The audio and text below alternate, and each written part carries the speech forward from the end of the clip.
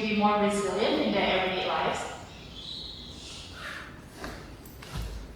We focus on 4 main things, and that's one, to increase the mind-body connection within individuals, really using somatic practices and creative expressive tools.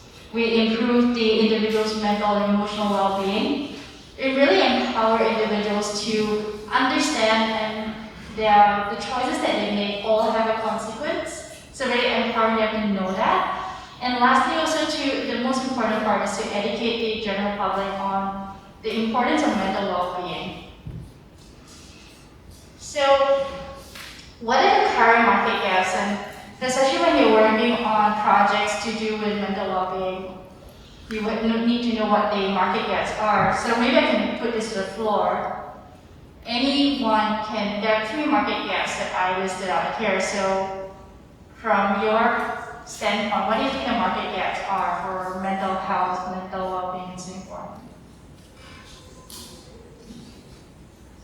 Accessibility. Accessibility in terms of Ubiquity. Sorry? Ubiquity, like it's not easily accessible. Okay. Search for it. Okay. Accessibility. Anyone else? Lack of knowledge. Lack of knowledge. Right. Lack of knowledge. Cool. Yeah. In one more? Facilities, support system.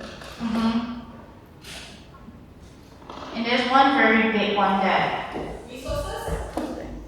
resources, accessibility, support.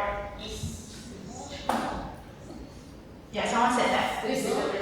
Yeah, stigma as well. So, 3 market gaps. The first one, self and social stigma. So not just we have not just a social stigma that really impacts mental well-being over here in Singapore or globally, but it's really about self-stigma as well.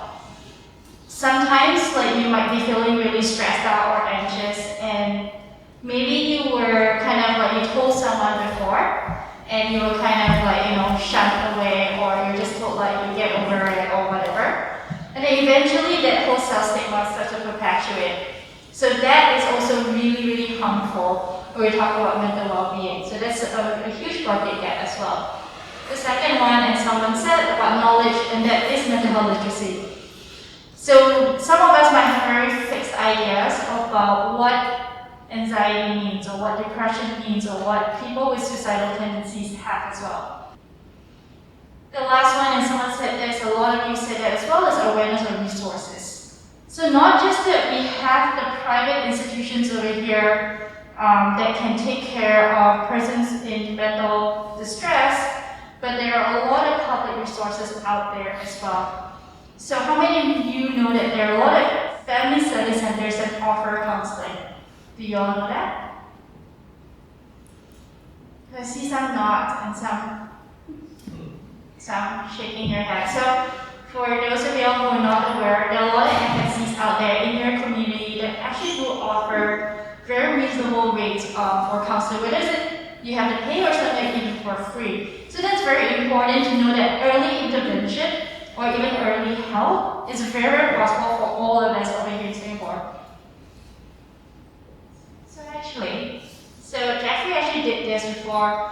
He went around, he asked, using Slido earlier, how you're feeling.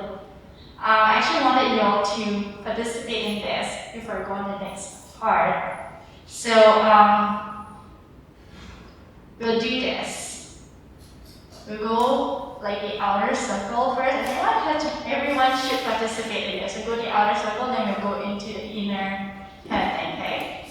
So you're just supposed to do a action, a movement, or it can be a movement or a still of how you're feeling right now. But you're not supposed to say anything, just an action. It can be still or moving. We will start from, okay, I'll start, and then I'll go, I don't know what's clockwise and anti-clockwise, I'll just go this way, okay? Clockwise. Okay. So how I'm feeling right now.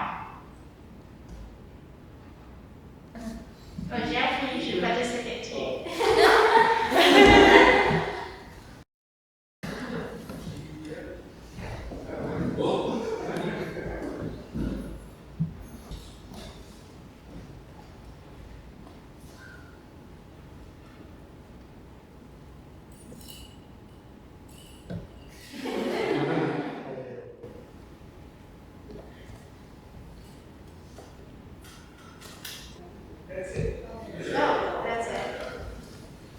So everyone kind of like went through an action and everyone saw that. However, maybe what the person actually feels through the action and how we perceive of it, it might be completely different. So we're going to go through another round, and this time you're going to do your action again and actually say, what does the action mean to you? Yeah. So calm. Well, thank you all so much for sharing. So it's really like, how many of you felt that some of the actions did not match up to what you actually perceive of that action when someone said the word? Like, were you surprised when someone actually said a word of how they felt? Did you actually think that was how they felt before that? Yeah, no. Yes, no. I don't know. Yeah. Yes. I guess, yes. What was yes?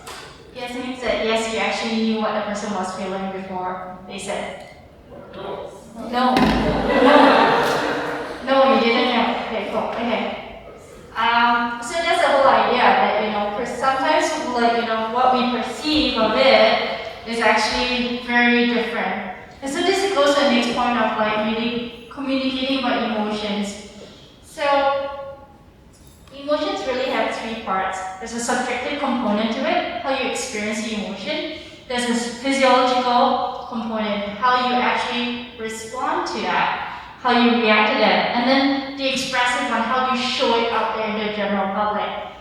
But apart from how we actually show our emotions, how we put it out there in the world, someone else might actually experience it completely differently. So the next part also is about communication. So this is where the art sector comes in very strongly. Art actually has the ability to communicate in ways that the written word or the spoken word has no ability to. We all need to go through the experience of really feeling it from inside. Then we can really understand and empathize with the other person. So, clear articulation of emotion, this is why I went through one round of actually talking about what it is, really helps other people understand us. Without the articulation, it's very hard for someone to actually read our minds. So, this is a very important quote to me. Now I'm just going to read it out. Compassion is not a relationship between the healer and the wounded. It's a relationship between equals. Only when we know our own darkness well can we be present with the darkness of others. Compassion becomes real when we recognize our shared humanity. This was something that I really took to my heart when I developed, whether it's programs at the Breathe Movement or whether was it at the Singapore Mental Health Festival, which I founded as well. Really trying to understand, how can I communicate with another individual from a place of empathy and compassion, but not from a place of prejudice as well. Not from a place of really assuming what the other person is feeling or thinking. But that really requires me to dig into my own discomfort and really try to understand that, hey, it's me being uncomfortable and I should not project that onto the other. So that requires a lot of work on our part first as creators. Now with 3 minutes left, I'm just going to bring everyone through a very quick reading exercise kind of thing. So to kind of ground us into where we're at, and it's very helpful whether or not you're doing for mental well-being or sustainability or any other topic that you're doing. Very important to the times we feel really anxious or stressed out or anything, just remember to come back to what we immediately have right now, and that's our breath. Thank you all so much for allowing me to go through that. Thank you.